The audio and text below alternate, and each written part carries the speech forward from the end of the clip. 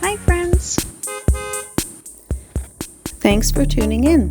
If you like this video, please give it a like, comment below, and take a moment to subscribe to our channel. Mascouche, Quebec is a charming city located just a short drive from Montreal. The name Mascouche originates from an Algonquin word, Mascouche, meaning bare plain. This name reflects the area's roots in indigenous culture and its connection to nature.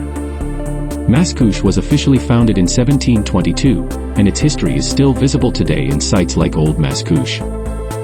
Here, you'll find beautiful old homes, some dating back to the 18th century, alongside landmarks like the Saint-Henri de Mascouche Church. Nature lovers will enjoy Parc du Grand Coteau, a massive green space perfect for hiking, picnicking, or simply enjoying the outdoors. It also has trails for cross-country skiing in the winter, making Mascouche a year-round destination. The Mascouche River adds to the city's natural charm, providing scenic spots for relaxing and exploring. Whether you're here to explore its history, enjoy the outdoors, or experience its warm community vibe, Mascouche has something for everyone.